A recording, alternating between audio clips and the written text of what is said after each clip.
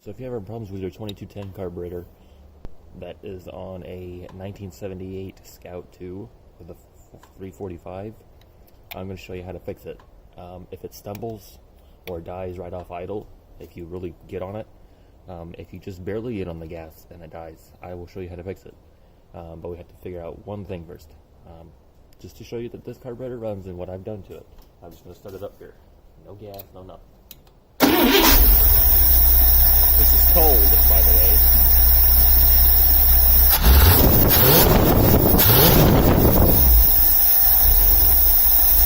There's a perfect running carburetor. Alright, so I'm going to show you how to fix this. You need to take your air cleaner stud out here. You have 8 Phillips number 2. This is a 9mm 3/8, 1/2 inch 9/16. And you need to pull off this vacuum line here and undo your choke. So let me go get those and I'll be right back. Alright, first step is to take these 2 linkages off. 9mm. Take this off. And by the way, this is the front of the motor if you haven't figured that out yet. Just thought I'd clarify real quick. Take these off.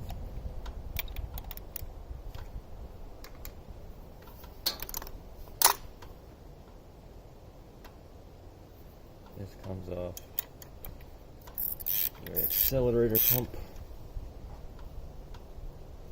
This is a remanufactured carburetor because I didn't figure out what was wrong with the stock one, so I had to buy another one.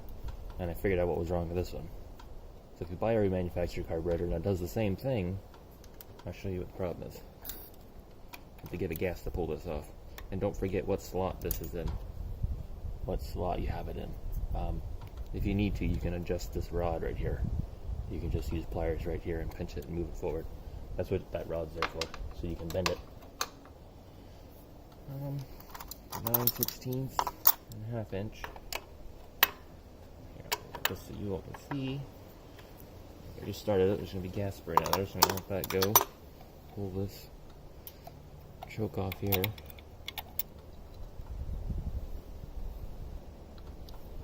Pull this vacuum line off.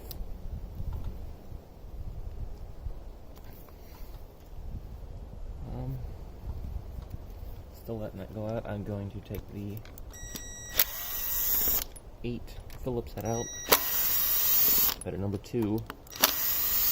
And there's a longer one right here in the center.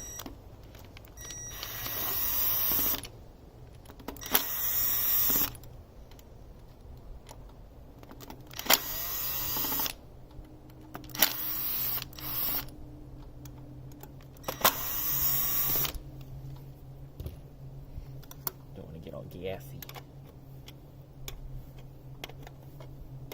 End up getting gassy anyway. Alright, take that off, pull this off. Now this will come right on out. Alright, now you're all probably not going to believe me, but let me put this right up here. Because that top piece is part of the problem. Alright, yes, you all can see it. See that right there? There's no power valve. Well, you really can't see that. That gas is kind of cloudy, isn't it? Huh. That's odd. Let's see. There's no power valve there. None. Let me get the gas out of there. I'll be right back. Okay, I ended up getting any gas. Tongue twister. I ended up getting gassy anyway. There's no power valve in there, and it runs. I just started it. Not like this, but I showed you I started it. The problem, this little hole right here, this goes to the power valve actuator, which is, let me get it here real quick. Let me pull this gasket off. Just pulling the top cover gasket off. Making sure there's no bolts. Okay, This power valve here is the problem. So what I did is I took some oil and I squirted it in this hole right here. So if it's sitting like this, it's on the opposite side. So this hole would be actually over here. It's actually under this block right here. So if I turn it over like this, it's the very first hole right here on the other side here. I'll do this. I'll turn it around just like that so the holes line up. That hole right there goes through this hole right here. It's a slot, but there's a hole right there. And that is the power valve actuator. As you can see the stuff coming out of there. So when you give it gas, this hole here goes below the throttle blades under here. So when you give it gas, it relieves the vacuum, and then this, the spring in this, pushes open the power valve. So that's how you get extra fuel. But on this carburetor, there's no channel on either side below the jet to get the extra fuel. So I don't see what the need for the power valve is, because this carburetor clearly does not have any passages on either side of the jet, underneath the jet, to allow extra fuel to come out of the Venturis. So the problem is right here, on this seal right here, around this brass rod with a spring in it, and in the carburetor body. This right here, the part that moves, is the problem. Because I put oil and then I put air on it, and it came all out right here. So what I did is I took some JB Weld and I put it right in that hole, and that fixed every single problem.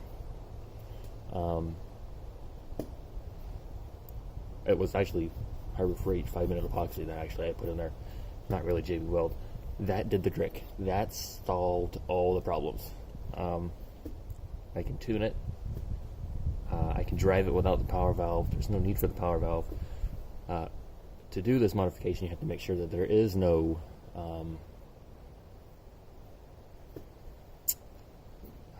passages underneath the jets. And all I did to do that was take a pick.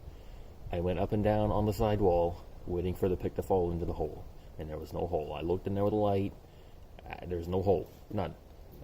So I don't know what to say about that. But alright, so if you still don't believe me, I'm going to leave this can running, and I'm going to put it back together, and I'm going to start it right up. So I'm putting the gasket on. Gasket back on. There's only one way this gasket can go on here. You got to kind of put it on here, lift the float up, twist it like this, push it on. Yeah, see, there you go. There we go. And also remanufactured carburetor. This, I'm not going to tell you where this is from. It's from one of the 3 auto parts places, the big 3 auto part places. This power valve right here was full of rust when I got it. So I took that out and I cleaned it, but there's no reason to clean it because it doesn't work. These needles, the air Venturis to mix in air, they're still dirty. Well, I probably didn't do a very good job of cleaning those. These needles right here were dirty. All the holes were clogged. I'm not too happy with the remanufactured job that they did. So, just gonna put this back on here, make sure the float works. And another thing is, when you put this gasket on there, make sure this gasket here isn't holding the float open. I learned my lesson on that. So make sure you get that generator pump in there. Pull this out, let it fall down in there. Make sure you get the Venturis in the right spot. There we go. There we go. Now hook your fuel line back up. Get the bolt.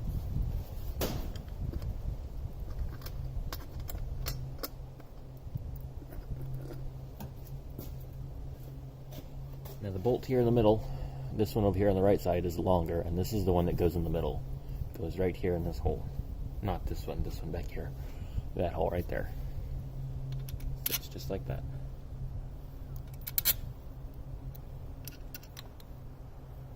Pretty easy. The hole, you put a screw in it.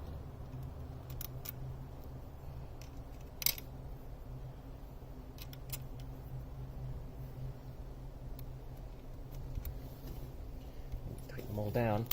I like to tighten the center one first. Then the outside. Outside center. Then I go in a crisscross pattern.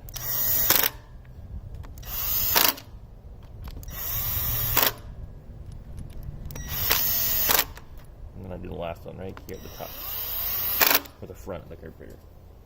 Alright, that's done. Get a 1/2 inch 9/16. 9/16 is on the brass, 1/2 inch is on the flare nut. And you tighten it all down. Alright, so yeah, that is a flare nut, I suppose. There's a flare in this brass piece here. Alright, that's good. Don't forget to hook your vacuum line up. Can you all see that? No, you can't. It's just a vacuum line to the vacuum booster to open the, no, not a vacuum booster, it just opens the choke when it starts.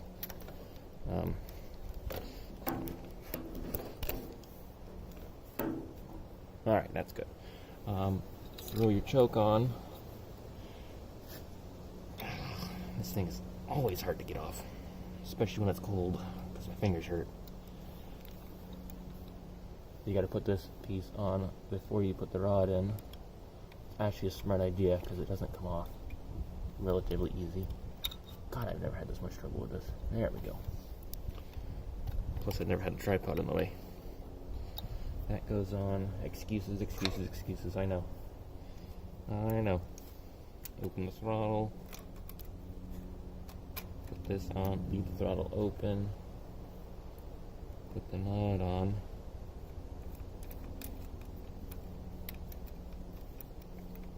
Alright, there's no fuel in this bowl, so it's going to take a while to start. It's a 3/8.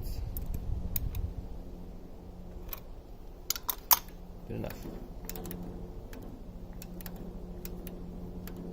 Hold on. I've made a mistake.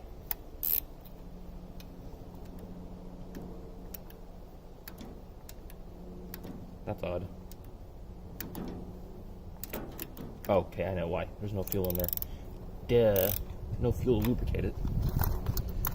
Alright, next one is the choke for the fast idle, which that's not on there. I've taken that off. No need for it. Especially not here in Florida. And the elevation, dang. The idle jets that are the silver brass pieces that are on the main body of the throttle body, I opened them up to 41 thousandths. And these screws here, the adjustment screws underneath for idle, are 2 turns out. And we're at 174 feet above the sea level. So if that helps anybody for tuning.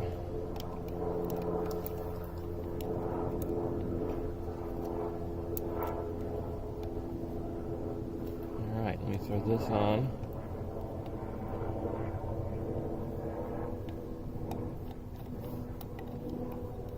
Where'd it go? There it is.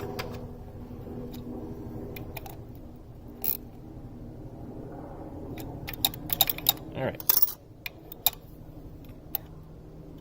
Alright.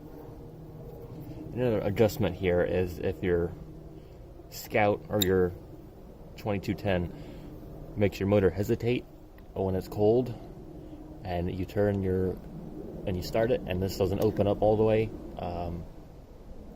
adjust this little rod right here. Pinch this rod in so when it starts, it'll pull this in. You'll see it when it starts. It's probably going to take a while because there's no gas in the carb. So we'll see.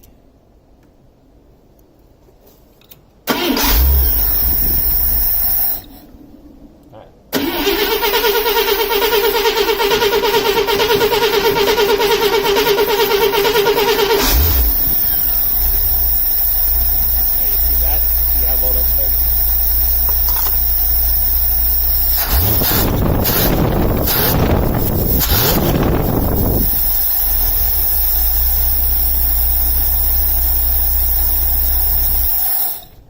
Piece of cake to solve that problem. Let me put that in. And to put this in, this here goes like this. The longer part goes in the carburetor.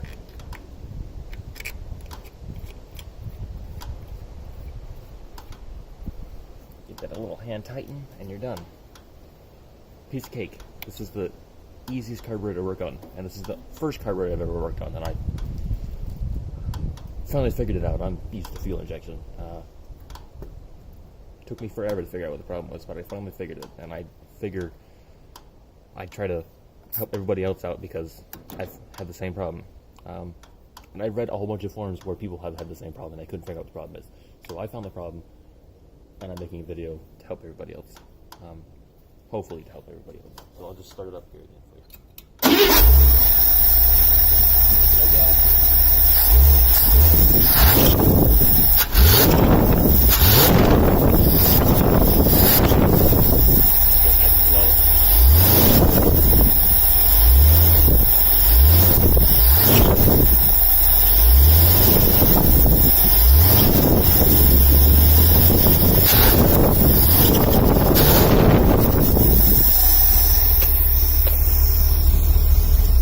Sorry about hitting the tripod. So that is how you fix a 2100 Holley carburetor on a 1978 345 Scout 2. As always, thank you for watching, commenting, and subscribing, and I will see you in the next video.